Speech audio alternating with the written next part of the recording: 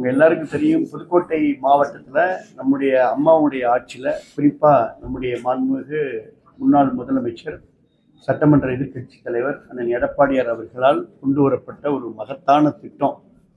காமராஜர் ஐயா காலத்திலிருந்து, புரட்சி தலைவர் எம்ஜிஆர் காலத்திலிருந்து, கலைஞர் காலத்திலிருந்து, அதே போல் நம்முடைய புரட்சி தலைவி அம்மா காலத்திலிருந்து எல்லோருமே செய்ய நினைத்த திட்டத்தை ஒரு சாமானிய முதலமைச்சராக இருந்த அண்ணன் எடப்பாடியார் அவர்கள் ஒரு மகத்தான திட்டமாக 7000 கோடிக்கு அட்மினிஸ்ட்ரேட்டிவ் ஜாங்ஷன், அதாவது 7000 கோடிக்கு நிர்வாக ஒப்புதல் பெற்று இந்த காவிரி வைகை குண்டாறு திட்டத்தை அவங்க அப்ரூவல் பண்ணி அந்த திட்டத்தை 100 பொக்லின் வெட்டுற மாதிரி நம்முடைய விராலிமலை, புதுக்கோட்டை மாவட்டத்தில் விராலிமலை சட்டமன்ற தொகுதியில் நம்ம அதை தொடங்கி வச்சோம்.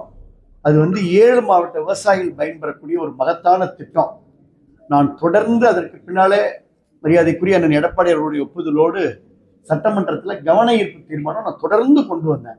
2 முறை கவன ஈர்ப்பு தீர்மானத்தில் அங்கே பொதுப்பணித்துறை அமைச்சர், நீர்வளத்துறை அமைச்சராக கூடிய அண்ணன் துரைமுருகன் அவர்கள் அதில் பதிலும் சொன்னாங்க. ஆனால் இதுவரைக்கும் 4 ஆண்டுகளாக இந்த அரசால் எந்த நிதியுமே ஒதுக்கப்படவில்லை. 7 கிலோமீட்டர் அதிமுக எவ்வளோ நம்ம எஸ்டிமேட் போட்டோமோ 700 கோடி பட்ஜெட்டில் ஒதுக்கணும் அதிமுக ஆட்சியில்.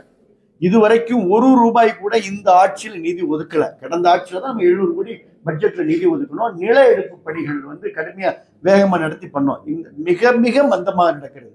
இது அடுத்த தலைமுறைக்கான திட்டம். இந்த மாவட்டத்திற்கான மட்டுமல்ல, 7 மாவட்டத்திற்கான திட்டம். இதுவரை தொடர்ந்து பல முறை சட்டமன்றத்தில் ஓங்கி குரல் எழுப்பியும் இந்த அரசு, திமுக அரசு இதை கிடப்பில் போட்டிருக்கிறத ரொம்ப வன்மையா அதிமுக சார்பில் கண்டிப்பதோடு மட்டுமல்லாமல் எல்லா விவசாயிகளும் தொடர்ந்து என்கிட்ட உடைய எல்ல குமுறலை சொல்லிட்டு இருக்கிறாங்க. அதனால விரைவில் மாவட்ட அதிமுகவுடைய சார்பில் ஒரு மிகப்பெரிய மாபெரும் உண்ணாவிரத போராட்டம் பொதுச் செயலாளருடைய ஒப்புதலை பெற்று இங்கே நாங்கள் விவசாயிகளை எல்லாம் திரட்டி ஒரு மாபெரும் உண்ணாவிரத போராட்டம் பொதுச் செயலாளருடைய ஒப்புதலோடு இங்கே நடத்த இருக்கிறோம் என்பதை உங்களுக்கு நேரத்தில் தெரிவிச்சுக்கிறோம். இது பாயிண்ட் நம்பர் 1. இன்னொரு பாயிண்ட்டும் அது விவசாயிகள் சப்ஜெக்ட் தான். நம்முடைய புதுக்கோட்டை மாவட்டத்தில் எல்லாருமே பார்த்தீங்கன்னா இப்போ மழை பெஞ்சு எல்லாருமே ஒரு பக்கெட்டு பயிர், இன்னொரு பக்கெட்டு நடவு, இப்படியெல்லாம் விவசாய வேலைகள் துரிதமாக நடந்துட்டு இருக்க நேரத்தில் பார்த்தீங்கன்னா டிரான்ஸ்ஃபார்மர் இப்போ 111, 122 இப்படின்ற டிரான்ஸ்ஃபார்மர் உங்களுக்கு தெரியல, மின் மாற்றிகள் எல்லாம் பழுதடைந்து இந்த மின் மாற்றிக்கு உடனே அவங்களால மாற்றி ஏற்பாடு இந்த மின்சாரத்துறையில பண்ண முடியல. நானே தொடர்ந்து எஸ்சிக்கு பல முறை ஒவ்வொரு எங்கெல்லாம் விவசாயிகள் சொல்றாங்களோ உடனே நம்ம எஸ்சி கிட்ட பேசுறோம், ஏடிட்ட பேசுறோம், ஏகிட்ட பேசுறோம். மாற்று மின்மாற்றி இல்லை, புதிய மின்மாற்றியும் வரல. அப்கிரேடேஷன் செய்யணும். இப்போ நீங்க ஒரு 50 இருக்குன்னா அந்த 100 மாற்றணும். அந்த அப்கிரேடேஷனே பண்ணல. அதனால 10-15 நாட்களாக நிறைய இடத்துல விவசாயிகள் வேதனையோடு இருக்கிறாங்க. மின்மாற்றி செயல்படாம, மின்சாரம் வராம பயிர்கள் வாடக்கூடிய இருக்கிறது.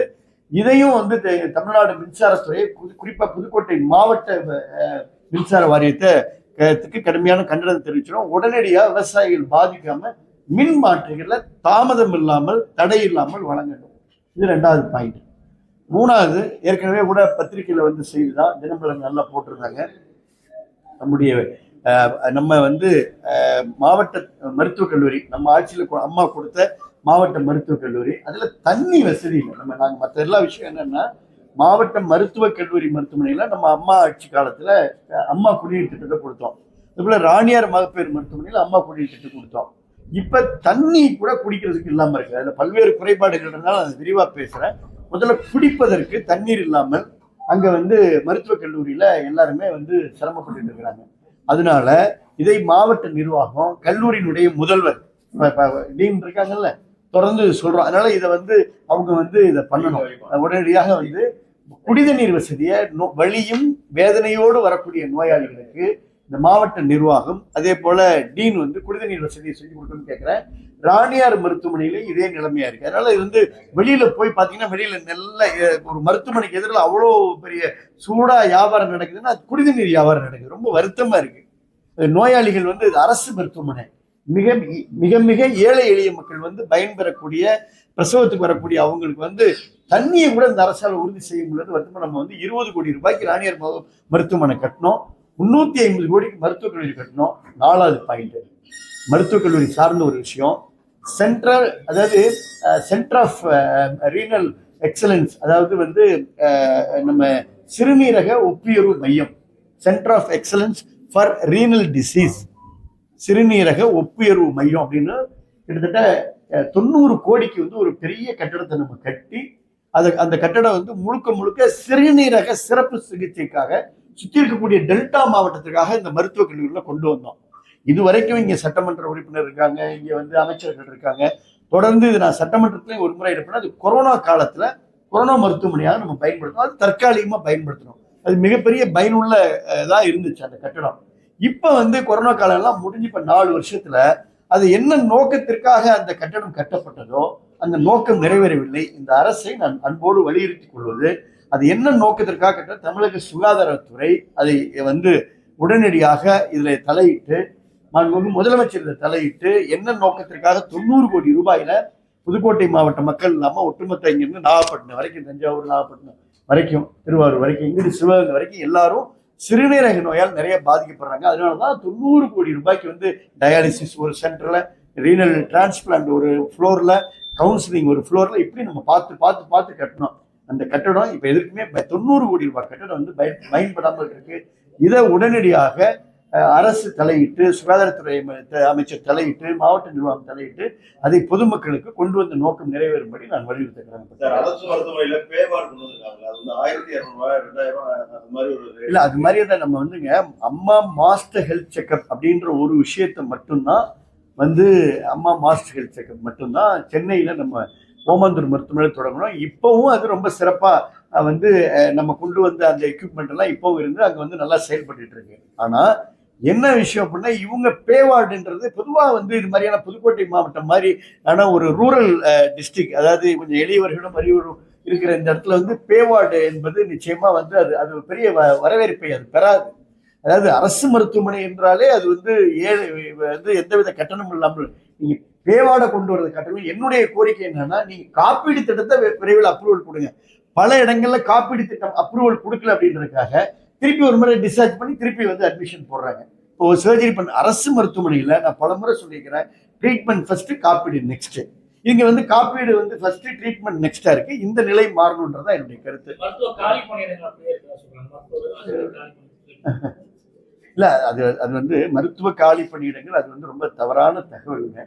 அதாவது ஒரு பணியிடங்கள் என்பது எப்படி அப்படின்னா பெர்மனன்ட் போஸ்ட். நீங்க வந்து அவுட் சோர்சிங்ல போடுறதோ, ஒரு ஏஜென்சி மூலமா அவுட் சோர்சிங்ல போடுறதோ, டிஸ்ட்ரிக்ட் ஹெல்த் சொசைட்டில போடுறதோ, மாவட்ட சுகாதார சங்கத்தின் மூலமா போடுறதோ, NHM என்று சொல்லக்கூடிய நேஷனல் ஹெல்த் மிஷன்ல போடுற இந்த அப்பாயின்மெண்ட்ஸை நம்ம வந்து பெர்மனன்ட் அப்பாயின்மெண்ட் சொல்ல முடியாது. அது மட்டும் இல்லாம டாக்டர்ஸ் நியமனம் பண்றப்ப நீங்க வந்து இன்னைக்கு வந்து பிஜி டாக்டர்ஸ் வந்து படிக்கிறாங்க அப்படின்னா, MD MS முடிக்கிறாங்கன்னா அவங்க வந்து 2 ஆண்டுகள் கட்டாயமா பணிபுரியணும்னு இருக்கு கிராமப்புற.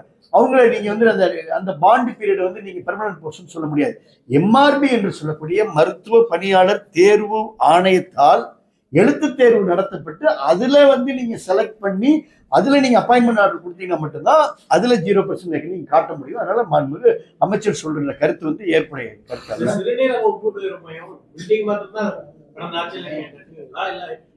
எல்லாத்தையுமே சாங்ஷன். ஆமா, இல்லை அது எப்படி நீங்க ஒரு 70 கோடி ரூபாய் நம்ம வந்து 90 கோடி ரூபாய் நம்ம சாங்ஷன் பண்றப்ப பில்டிங்க்கு எக்யூப்மெண்ட் அதை தொடர்ந்து அப்படியே வந்து பணியாளர் அந்த சாங்ஷன் எல்லாமே இருக்கும். அதை இந்த அரசு நம்ம கொரோனா காலத்துல அந்த கட்டடத்தை பயன்படுத்தணும். அது அப்படியே வந்தோடனே திருப்பி அந்த நோக்கத்துக்காக பயன்படுத்தணும்ல, ஐடியலா இருக்கு பில்டிங். அதான் வருத்தமா இருக்கு. இந்த மின்மாற்றியை பத்தி சொன்னீங்க சார். டிரான்ஸ்ஃபார்ம் சம்பந்தமா இப்ப கிட்டத்தட்ட மாவட்டத்துல ஒரு 100க்கும் மேற்பட்ட டிரான்ஸ்ஃபார்ம், அதாவது லைன்ல இருக்கிறதே கட் பண்ணி வந்து உள்ள ஒரு காயில் எடுத்து போயிடுறாங்க. இது வரைக்கும் எந்த ஒரு நடவடிக்கையும் இல்லாம ஒரு 100க்கும் மேற்பட்ட டிரான்ஸ்ஃபார்ம் ஆன்லைன்ல இருக்கு, ஆன்லைன் இருக்கிறதே எடுத்து போயிடுறாங்க. அதுதான் நீங்க வந்து அதையும் அரசு தான் தடுக்கணும். அரசு தான் தடுக்கணும். இது வந்து நான் சொன்ன கருத்து ஆதாரப்பூர்வமா என்னிடத்துல விவசாயிகள் வந்து தெரிவிக்கிறாங்க. நான் தொடர்ந்து SC பேசுறேன், ஏட்ட பேசுறேன். சார் உடனே கொடுங்க சார், எனக்கு டிரான்ஸ்ஃபார்மர் வரல சார், நான் வந்தா தானே சார் கொடுக்குறது, மேல இருந்து வர சொல்லுங்க சார் அப்படின்னு MRT டிபார்ட்மெண்ட் அங்கே கேட்கிறப்ப எங்களுக்கு இன்னும் வரலன்ற. அதனால இது தாமதம் இல்லாமல் கொடுங்க. நீங்க 15 நாள் கழிச்சு டிரான்ஸ்ஃபார்மர் வச்சீங்கன்னா பயிர் வாடிடுதுல, அதுக்கு தண்ணி வராம இருக்குல்ல. நீங்க வந்து 111 and 122 டிரான்ஸ்ஃபார்மரே இல்ல புதுக்கோட்டையில. நீங்க செக் பண்ணி நான் ஆதாரபூர்வமா பேசுறேன். இல்லாட்டினா நாங்க வந்து தமிழக புதுக்கோட்டை SCL உள்ளதான் முற்றுகை அதிமுக சார்பில் முற்றுகையிடும் போராட்டத்தை நம்ம நடத்தணும். வழி இல்லை. நான் தொடர்ந்து சொன்னேன், ஏற்கனவே சுகாதாரத்துறை வந்து ICUல இருக்குன்னு நான் பல முறை சொல்லியிருக்கிறேன். திமுக தேர்தல் இன்னைக்கு இப்ப வந்து 9ஆம் வகுப்பு மாணவிகள் வந்து மத அருந்தி ரொம்ப வயல் ஆகிடுது. மிகப்பெரிய தமிழகம் எந்த அளவுக்கு சீரழிவு அந்த செய்தியை நான் பார்த்தேங்க. ரொம்ப மிகப்பெரிய வருத்தமும் வேதனை அடைகிறேன். அதாவது கல்லூரி அதை தாண்டி வந்து இப்போ ஒரு ஆண்கள் வயது முதிர்ந்த ஆண்கள், ஒரு மெச்சூர்டான ஆண்கள் அப்படின்ற விஷயத்தை தாண்டி, அதுவும் வந்து பள்ளிக்கு செல்லக்கூடிய மாணவிகள், அதுவும் மது அருந்துறது, அது ஒரு குரூப்பா உட்காந்துட்டு ஸ்கூல் யூனிஃபார்மோட மது அருந்தக்கூடிய அந்த ஒரு வீடியோ வந்து வர்றது வந்து ரொம்ப, அதை பார்த்தோன்னே எனக்கு மிகப்பெரிய அதிர்ச்சியாக இருந்தது. இந்த சமூகம் எங்கே சென்று கொண்டிருக்கிறது, இந்த அரசு என்ன செய்து கொண்டிருக்கிறது என்ற கேள்வி எழுகிறது. ரொம்ப ரொம்ப முக்கியமான விஷயம். நம்ம வந்து நம்முடைய பாடத்திட்டம், நம்முடைய கல்வி என்பது, பள்ளிக்கூடம் என்பது மாதா பிதா குரு தெய்வம். இந்த அளவுக்கு வந்து இந்த அரசுல வந்து அது எப்படி, இது வந்து மிக ரொம்ப ஒரு சீரியஸா எடுத்துக்கிட்டு சோர்ஸ் இது எப்படி கிடைத்தது, எங்கே கிடைத்தது, எப்படி இந்த மாணவிகளுக்கு அப்படி என்ன, அப்படி ஒரு அது அந்த வரைய ஒரு சூழல் அமைந்தது என்பதெல்லாம் தீர விசாரிச்சு அவங்க அதுக்கு வந்து இந்த சூழ்நிலையில இருந்து அவங்களை விடுபடுறதுக்கு உண்டான நடவடிக்கை அரசு எடுக்கணும்னு வலியுறுத்துறாங்க.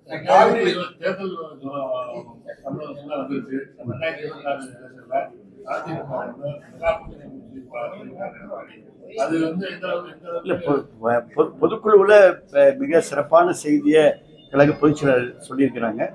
என்னால நீங்க சொன்னது போல தேர்தல் சூடு பிடித்து இருக்கிறது, அரசியல் களம் சூடு பிடித்திருக்கிறது. இன்னும் டிசம்பர் ஜனவரியில் உங்களுக்கு இன்னும் தெரியும், அனைத்து இந்திய அண்ணா திராவிட முன்னேற்ற கழகம் பொதுவாக ஒரு மிகப்பெரிய இயக்கம். இது வந்து புரட்சித் தலைவர் எம்ஜிஆர் ஆசையோடு, அம்மாவுடைய ஆசையோடு ஒரு சாகா வரம் பெற்ற எல்லா சோதனையும் தாண்டி களத்தில் நிற்கக்கூடிய இயக்கம்.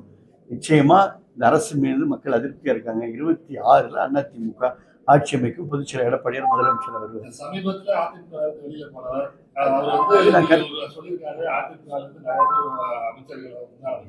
இதெல்லாம் இது மாதிரியான சூழல்களை பல முறை எளிமையாக கடந்து வந்த இயக்கம் அதிமுக இயக்கம். நான் ஏற்கனவே சொல்லிக்கிறேன், அதிமுக மிகப்பெரிய ஆலமரம். பல நேரங்கள்ல இந்த ஆலமரத்துல பல குருவிகள் வந்து அடை காத்திருக்கின்றன, குஞ்சு பொறித்திருக்கின்றன, தங்களுடைய விருத்தியாக இருக்கின்றன, அதற்கு பின்னாலே பறந்து சென்றிருக்கின்றன. ஆலமரம் அப்படியே தான் இருக்கும், அதுதான் இயக்கம். அதனால அதெல்லாம் வந்து நம்ம வந்து ஒரு எடுத்துக்கொள்ள வேண்டிய நிலை இல்லை. அதிமுக ரொம்ப வலிமையோட பொதுச்செயலாளர் தலைமையில பாரதிய ஜனதா கூட்டணியோட மகத்தான வெற்றி பெறும்.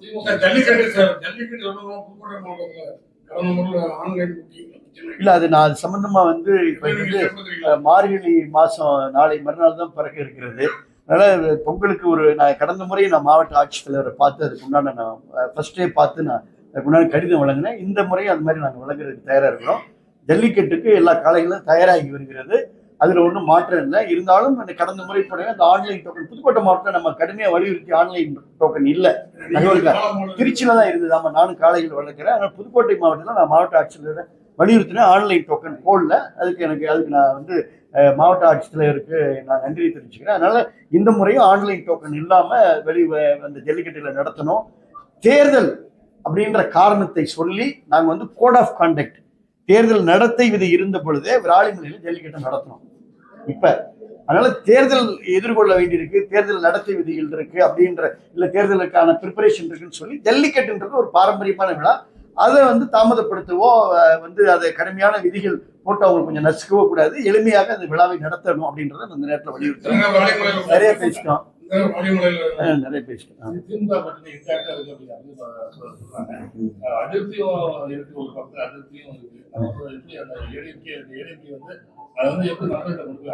ரெண்டு கருத்துமே நீங்களே சொல்லிட்டீங்க. இன்டாக்டா இருக்குன்னு அவங்க சொல்றாங்க, அதை தாண்டி அது இருக்குன்னு சொல்றீங்க.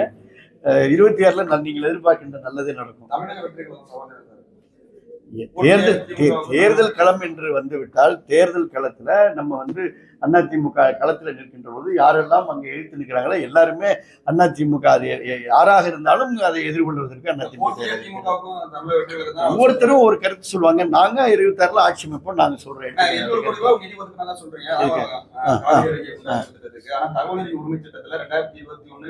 காலகட்டத்துல 41 கோடி ரூபாய்க்கு செலவு செஞ்சு வீடியோ வந்து திரும்ப பெற்றிருக்கிறதாகவும், 2022-23 காலகட்டத்துல திமுக அரசு அமைச்சதுக்கு அப்புறம் 60 கோடி ரூபாய் இதுக்கு நிதி ஒதுக்கினதாகவும் தகவல் அமைச்சகத்துல கொடுத்திருக்காங்க. ரொம்ப நல்ல கொஸ்டின். இந்த கொஸ்டினுக்கு ஒரு செகண்ட் விளக்கம் கொடுக்குறேன்.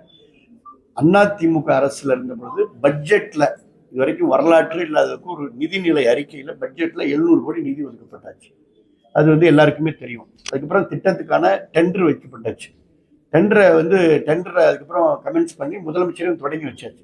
செலவுகள் என்பது படிப்படியாக தான் நடக்கும். ஒரு டெண்டருக்கு வந்து நீங்க அவங்க வந்து ஒரு 10 கோடி வேலை பார்த்தோன்னு ஒரு பில் போடுவாங்க, அடுத்த 10 கோடி, அது படிப்படியாக தான். அதனால திட்டத்தை கொண்டு வந்தது அதிமுக அரசு, திட்டத்துக்கான நிதியை அலோகேட் பண்ணது அதிமுக அரசு. இப்பவும் நில எடுப்பு பணிகளுக்கு பணம் கொடுத்துட்டு இருக்காங்க. நில எடுப்பு பணிகள் நடந்துட்டு இருக்கு, மந்தமா நடந்துட்டு இருக்கு. இந்த நில எடுப்பு பணிக்கு பணம் எங்கிருந்து கொடுக்குறாங்க? 700 கோடி பணம் ஒதுக்கின படத்துல தான் கொடுத்துட்டு இருக்காங்க. அதனால செலவுகள் படிப்படியாக ஆகும்.